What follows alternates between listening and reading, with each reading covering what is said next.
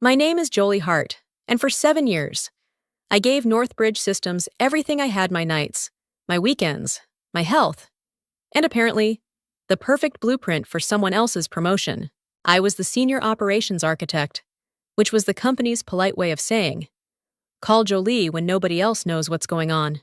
If a shipment vanished, if a report crashed, if a client threatened to walk, if a warehouse dashboard started blinking red like a Christmas tree in a lawsuit, I was the one they found. So, when I walked into my annual review, I thought I was finally getting promoted. Instead, I got a lesson in corporate comedy. If you're wondering how I became not ready, and how the man who fired me ended up losing everything, like this video, where are you listening from, and what time is it there now? Let me show you what he did next. Victor Langley, our new operations director, sat across from me with the confident little smile of a man who had spent 6 months learning the company and somehow understood none of it. His greatest achievement so far was turning simple meetings into 2-hour alignment conversations. He looked at me and said, "Jolie, you're extremely valuable." My stomach tightened. People only say that right before they explain why your value will not be rewarded. Then Victor leaned back and said, "But I don't think you're ready for leadership."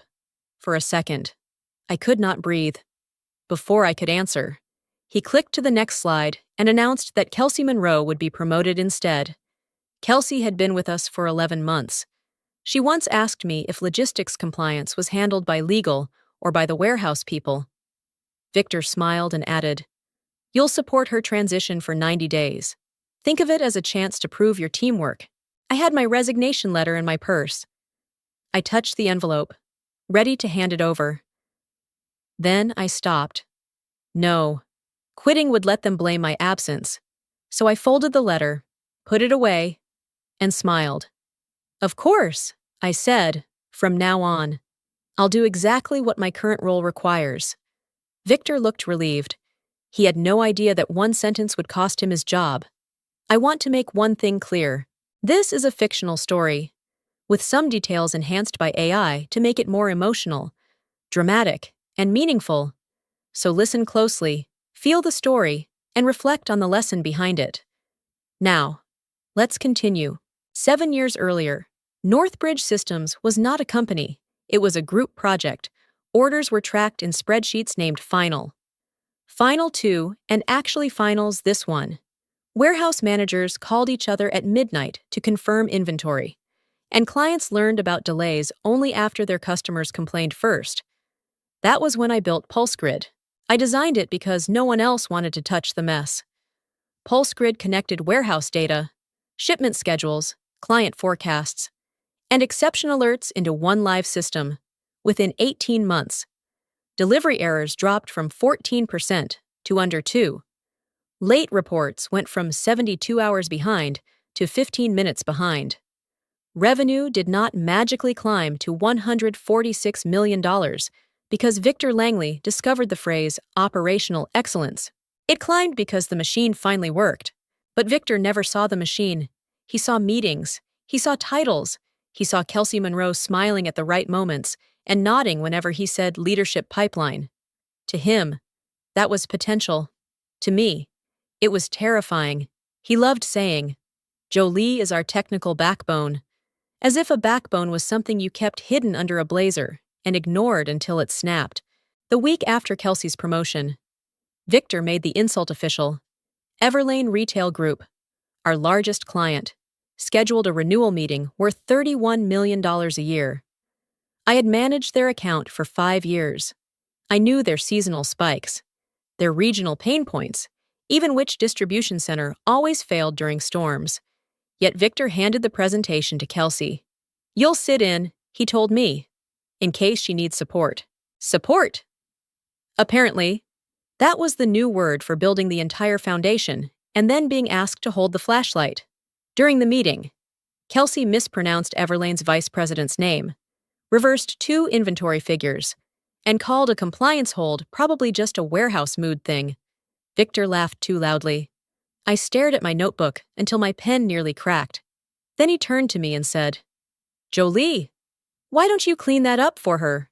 That afternoon, I went home with my resignation letter still folded inside my purse. For years, I had imagined quitting would feel dramatic, like slamming a door. Instead, I sat at my kitchen table, read my job description carefully, and started laughing. Not because it was funny, because it was so small.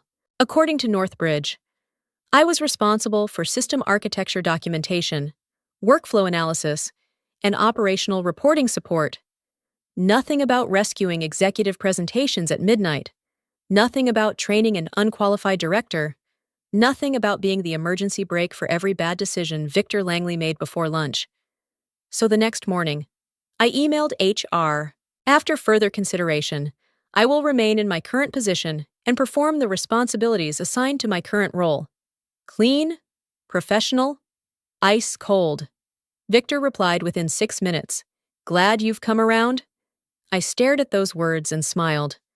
No, Victor, I had not come around. I had stepped aside. At 5 p.m., I shut my laptop. When Kelsey messaged at 6:43, asking why the Midwest forecast dashboard looked weird, I answered at 8:02 the next morning. Forecast ownership now sits with Operations Strategy.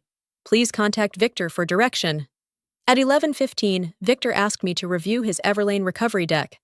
I sent back one sentence: client-facing strategy materials are outside my current role. By Wednesday, the invisible work started becoming visible. The Dallas warehouse uploaded duplicate inventory counts. No one corrected them. The automated exception report flagged 74 delayed shipments. No one prioritized them. Finance asked why the weekly margin file no longer matched the fulfillment data. No one knew I had been reconciling those numbers manually for 3 years. Kelsey stopped using exclamation points in her messages. Victor stopped smiling in meetings. By Friday morning, PulseGrid had not collapsed. That would have been simple. It was doing something worse. It was telling the truth without me polishing, filtering, translating, or quietly saving everyone from it. And for the first time in 7 years, I let it. By Monday, Kelsey Monroe had discovered the difference between being promoted and being prepared. She started her first week by sending an email. All operational decisions will now flow through me for better alignment. It was adorable, like a toddler holding car keys. Her first aligned decision was forwarding an unverified performance report to Everlane Retail Group. Unfortunately, the report labeled their holiday inventory risk as client-created chaos and listed their vice president, Marcia Bell, as Martha Belt. Everlane did not find that charming. Victor called it a minor communication issue. Finance called it a possible renewal problem. I called it Monday. By noon, Kelsey approved a warehouse reroute. 6,000 units meant for Ohio went to Nevada. By 3, she marked 28 exception alerts as resolved because, as she later explained, she thought resolved meant acknowledged. PulseGrid, bless its honest heart, kept recording everything. Then came Victor's message, need you in my office, now. I walked in with my notebook, not my panic.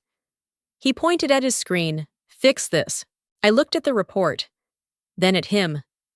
Everlane strategy belongs to the Director of Operations Strategy. Kelsey is still learning. Then she should learn. His jaw tightened.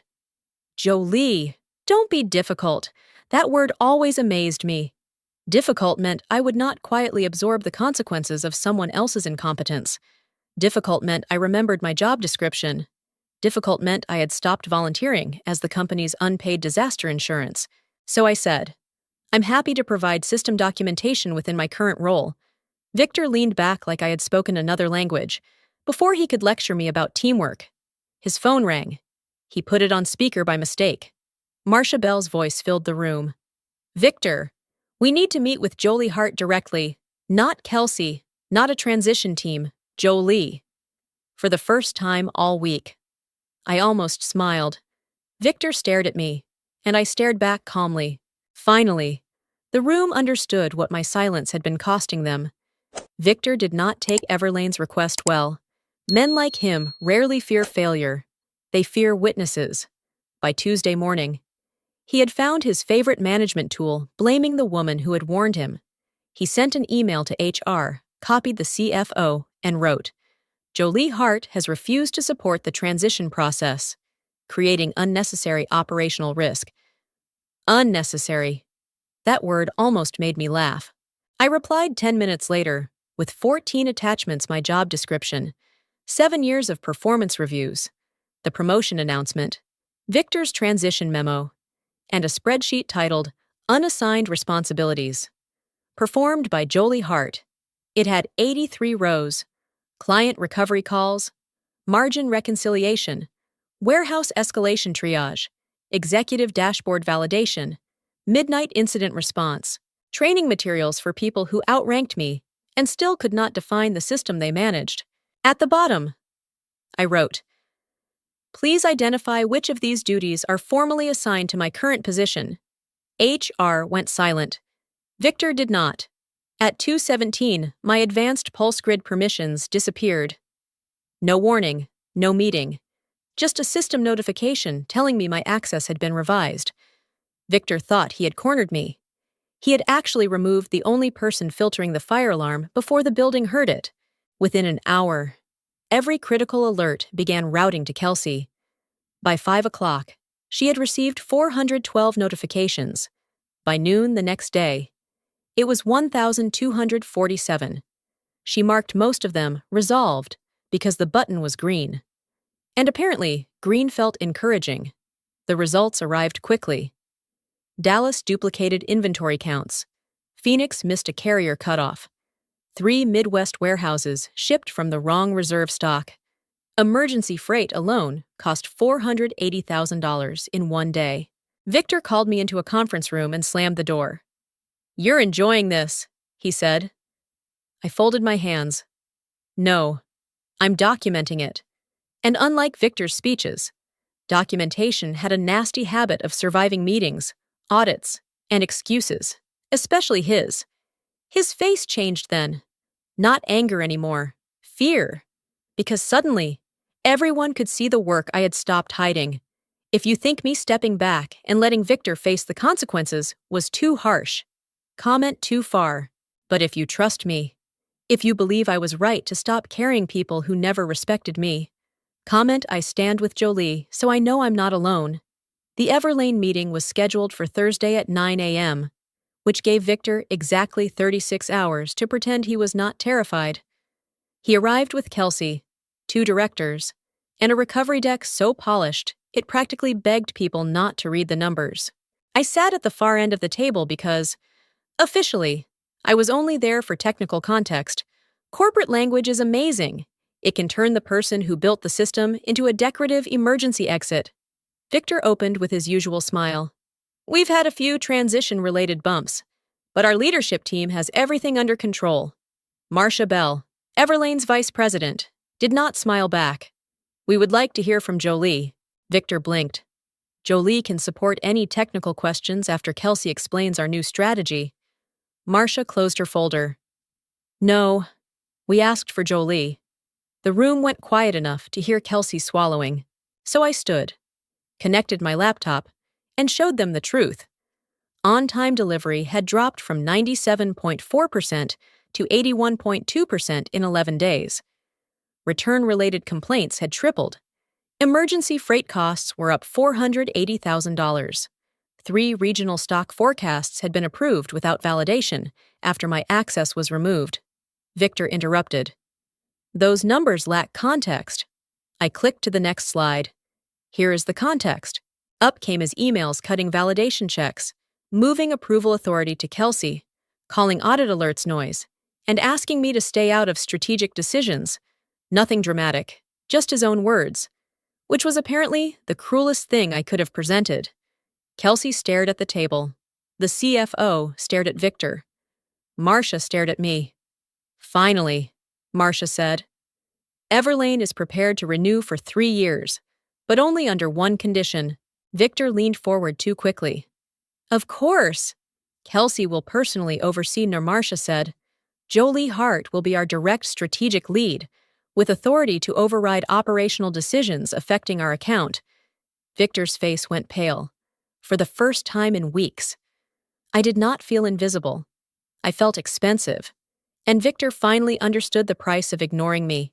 After Everlane left the room, Victor asked me to stay behind. He did not say, please. Men like him treat politeness as a budget item they cut during emergencies. He closed the door and lowered his voice.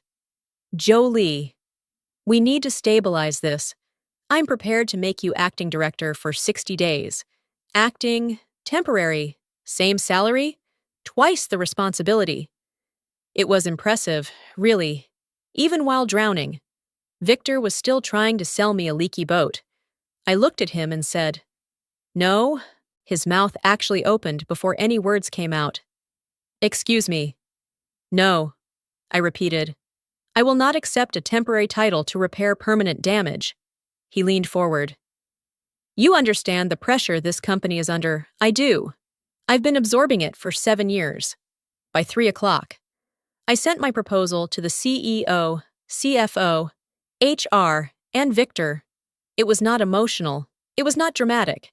It was 5 pages, cleanly formatted, because rage is more effective when it has bullet points. I requested the title Director of Operational Systems. Compensation aligned with market rate, direct authority over high-risk process changes, written ownership recognition for pulse grid architecture, and the right to halt client-impacting decisions that skipped validation. Victor laughed when the CEO read it aloud in the conference room. She's overestimating her value.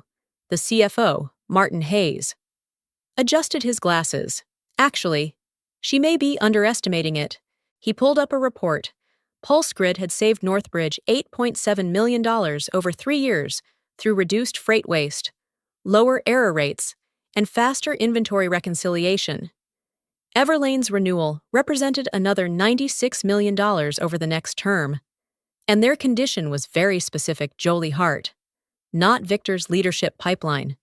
Victor shifted in his chair. Those savings were a team effort. Martin nodded. Then why does every critical workflow trace back to her documentation? No one answered. I sat there quietly, hands folded, feeling something inside me unlock. I had not raised my voice. I had not begged. I had simply named my price, for once. The room listened very carefully now. Victor did not lose gracefully. People who mistake authority for competence rarely do. By Friday morning, he had prepared what he called a leadership risk summary, which was corporate poetry for blame Jolie before the board reads the numbers. He accused me of hoarding knowledge, manipulating Everlane, and using operational disruption to pressure Northbridge into promoting me. He even wrote that I had created dependency around PulseGrid. That was cute. I created dependency the same way brakes create dependency in a car. The emergency board meeting began at 2. Victor wore his serious face, the one he used when pretending he had discovered consequences only recently. He projected his report and said, Jolie's behavior has exposed a major cultural issue. I waited until he finished. Then I opened my laptop. May I show the audit log? The CEO nodded. PulseGrid kept every approval, override, alert dismissal, permission change, and routing decision. I had designed that feature after a warehouse manager once tried to blame a printer for losing $40,000 of inventory. Machines lie less than executives. The first log showed Victor removing my validation access. The second showed Kelsey receiving 1,247 alerts. The third showed her marking them resolved without corrective action. The fourth showed Victor approving the removal of secondary checks on Everlane forecasts. Each entry had timestamps, names, and digital signatures. Victor leaned forward. Those logs are being taken out of context, so I showed the context his emails calling audit alerts noise, his memo naming Kelsey final approver, and his weekly report to the board stating there had been no material client risk during the exact week emergency freight cost $480,000. The CFO's face hardened. Victor. Why was this omitted? Victor looked around for rescue and found only witnesses. I closed my laptop. For the first time. He was not fighting me. He was fighting the record he had created himself. That was when the room finally turned against him. And the record was winning. By Monday morning, the investigation had stopped being quiet. HR called it a review. Finance called it an exposure analysis. I called it what it was, the bill for Victor Langley's confidence. The numbers were ugly enough to need their own conference room. 18 days of fresh leadership had cost Northbridge $2.3 million in emergency freight, chargebacks, correction labor, and client penalties. 4 major accounts had requested performance audits. Everlane, our $31 million a year client, had paused renewal language until my authority was confirmed in writing. Victor sat across from the committee, suddenly fascinated by his hands. Then Kelsey walked in. She looked smaller than she had during her promotion announcement. No bright blazer, no leadership smile, just a folder clutched against her chest and the expression of someone who had finally learned that titles do not come with instructions. She told the truth. Victor said I should approve the changes. She admitted. He said Jolie had always fixed things in the background, so if anything went wrong, she would clean it up before clients noticed. The room went still. I did not look at Victor. I did not need to. I could feel his panic moving through the air like bad cologne. He tried one last time. Kelsey misunderstood. I encouraged her development. The CFO slid a printed email across the table. Victor's own words sat there in black ink, route approvals through Kelsey. Jolie can correct downstream if needed. Such elegant leadership. Break it first. Make the woman fix it later. The CEO closed the folder. Victor, effective immediately. You are suspended pending final review. 3 days later. His badge stopped working. No farewell cake. No inspirational LinkedIn tribute. Just a short internal notice about a leadership transition in operations. I read it twice. Not because I felt sorry for him, because after 7 years of swallowing insults, I wanted to enjoy a sentence where he finally became the transition he had tried so hard to force onto me instead. 3 weeks after Victor disappeared, the CEO called me into the same conference room where I had been told I was not ready. This time, there were no vague compliments, no development plans, and no smiling fraud in a Navy suit. There was an offer. Vice President of Operational Systems and Client Strategy.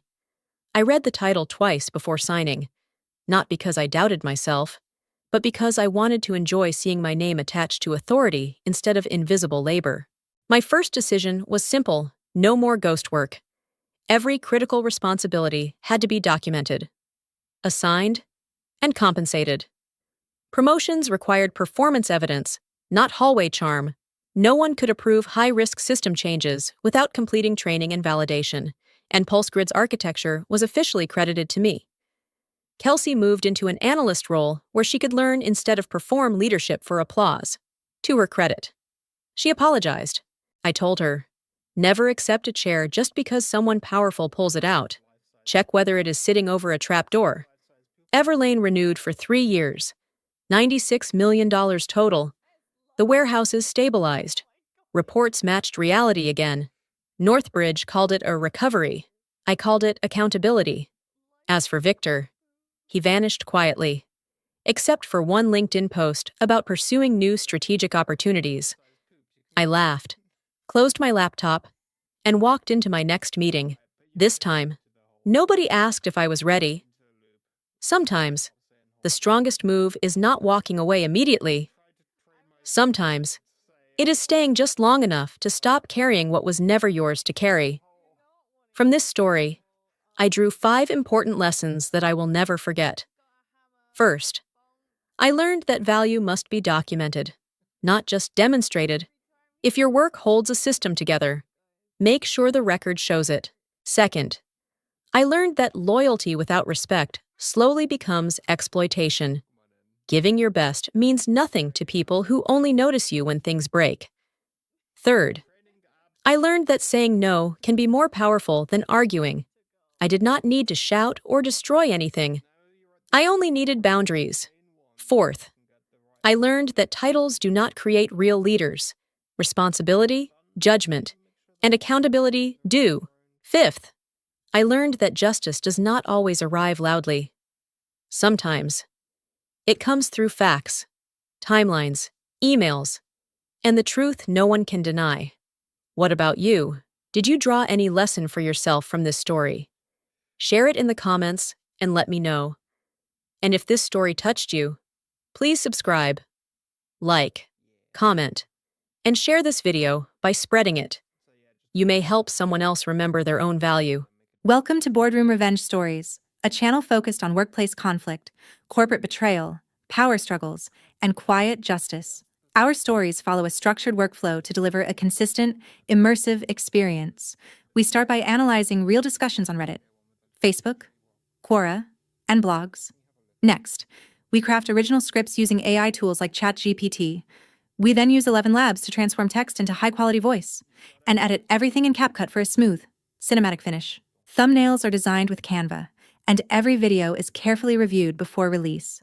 These stories go beyond entertainment, revealing how power truly works and how justice quietly unfolds.